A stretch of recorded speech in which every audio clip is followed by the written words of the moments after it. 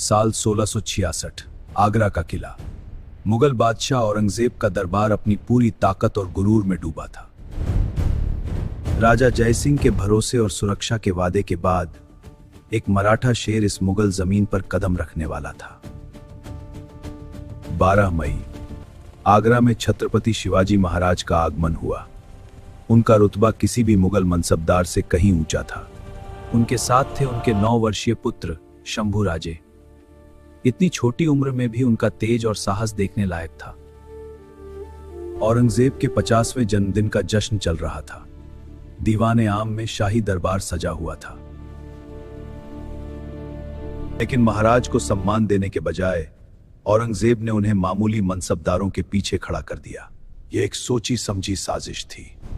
एक स्वतंत्र राजा भला यह घोर अपमान कैसे सहता? महाराज का स्वाभिमान तुरंत जाग उठा। इस साजिश को भांपते ही उनकी उन तेज आंखों में भयंकर क्रोध की ज्वाला धधक उठी। औरंगजेब के दरबार और उसकी ताकत की परवाह किए बिना शिवाजी महाराज ने खुली बगावत कर दी। वे अपना राजसी रुतबा दिखाते हुए भरी सभा से तुरंत बाहर निकल गए। इस बगावत से औरंगजेब आग बबूला हो उठा।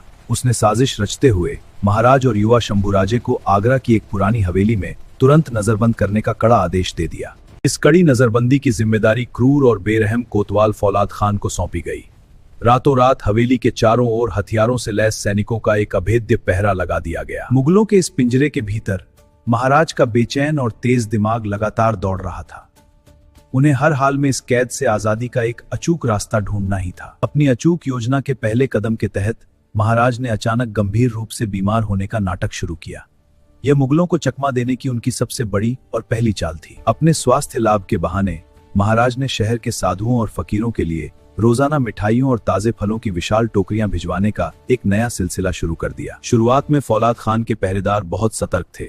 वे हर टोकरी को रोकते, कपड़े हटाते और बड़ी बारीकी से अंदर रखी हर एक चीज की गहरी तलाशी लेते थे। लेकिन हफ्तों तक रोजाना यही सिलसिला चलता रहा। टोकरियों की रोज की भीड़ देखकर पहरेदार ऊब गए और उनकी यह कड़ी सतर्कता धीरे धीरे पूरी तरह से खत्म हो गई। फिर आया 17 अगस्त 1666 का वो ऐतिहासिक दिन। अब वक्त आ गया था जब इस महान और अकल्पनीय भागने की योजना को जमीनी हकीकत में बदलना था।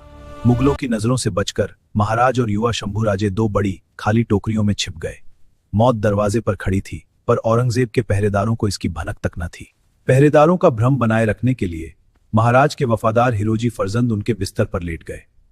कंबल के बाहर सिर्फ महाराज का वो शाही कंगन पहने हुए एक हाथ दिख रहा था। उसी कमरे में पास बैठे मदारी मेहतर उस नकली मरीज के पैर लगातार दबाते रहे। उनका मकसद था कि बाहर खड़े मुगल पहरेदारों को अंदर की खामोशी पर जरा भी शक न हो। मजदूरों ने महाराज और शंभूराजे वाली वो भारी टोकरियां उठाईं और हवेली के मुख्य दरवाजे की ओर बढ़ चले। अब उनका हर एक कदम मौत के साए से होकर गुजर रहा था। पहरेदारों ने आलस में बिना किसी जांच के टोकरियों को बाहर जाने दिया। इतिहास का सबसे बड़ा और साहसिक धोखा मुगलों की आंखों के ठीक सामने कामयाबी से पूरा हो गया। हवेली से सुरक्षित निकलते ही वे आगरा से 30 किलोमीटर दूर एक गुप्त जगह पर पहुंचे।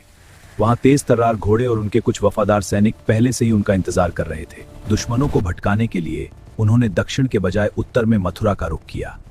यह दिशा महाराष्ट्र से बिल्कुल विपरीत थी, ताकि मुगल सैनिक गलत दिशा में उन्हें ढूंढते रह जाएं। मथुरा पहुंचते ही महाराज ने एक कठोर निर्णय लिया। मुगल जासूसों की नजरों से बचने के लिए एक प्रतापी राजा को अब अपना रूप बदलकर एक सन्यासी का भेष अपनाना था। आगे का सफर बेहद लंबा और जानलेवा था, इसलिए शंभूराजे की सुरक्षा सुनिश्चित करने के लिए महाराज ने भारी मन से उन्हें मथुरा में एक विश्वस्त ब्राह्मण परिवार के पास ही छोड़ दिया। कहाँ है शंभूराजे? बताओ, झूठ बोलते हो, निकालो उसे। मर गया, मर गया, असंभव। अब सन्यासी के भेष में महाराज ने पूरब की ओर अपनी लंबी और दुर्गम गुप्त यात्रा शुरू की। उनके नंगे कदम एक के बाद एक कई अनजान तीर्थ स्थलों की ओर तेजी से बढ़ने लगे। वो प्रयाग पहुंचे। वहां मुगल सैनिक चप्पे चप्पे पर उन्हें ढूंढ रहे थे, लेकिन भीड़ में चलते एक मामूली बैरागी के चेहरे में छिपे उस मराठा शेर को कोई नहीं पहचान सका। मुगलों को उलझाने के लिए वो पूरब में गया तक गए। यह 1200 किलोमीटर का थका देने वाला रास्ता दुश्मन के होश उड़ा देने वाली एक बेहतरीन और अचूक रणनीति थी। मुख्य रास्तों पर मुगलों का पहरा था, इसलिए उन्होंने बुंदेलखंड के घने, खूंखार और खतरनाक जंगलों को पैदल ही पार करने का एक बेहद कठिन रास्ता चुना। आगरा से मथुरा होते हुए महाराज ने मुगलों को भटकाने के लिए पूरब में प्रयाग, फिर दक्षिण मुड़कर गोंडवाना और गोलकुंडा के जंगलों को पार करते हुए वो सुरक्षित अपने स्वराज लौट आए। नागपुर और चंद्रपुर होते हुए 60 दिन की उस भयानक और थका देने वाली यात्रा के बाद उन्होंने आखिरकार गर्व से मराठा साम्राज्य की आजाद सीमा में अपना कदम रखा। 12 सितंबर 1666 महाराज अपनी राजधानी राजगढ़ किले पर सुरक्षित पहुंच गए। पूरे स्वराज में दिवाली जैसा जश्न और खुशी का बेतहाशा माहौल छा गया। राजमाता जीजाबाई की आंखें अपने बहादुर बेटे को इतने महीनों बाद सही सलामत देखकर छलक उठी। यह सिर्फ एक मां की नहीं, बल्कि एक पूरे लड़ते हुए राष्ट्र की ऐतिहासिक जीत थी। आज भी आगरा किले के ठीक सामने बना वह स्मारक उनके उस अकल्पनीय साहस की याद दिलाता है। यह औरंगजेब के अहंकार पर एक मराठा शेर की सबसे बड़ी जीत थी।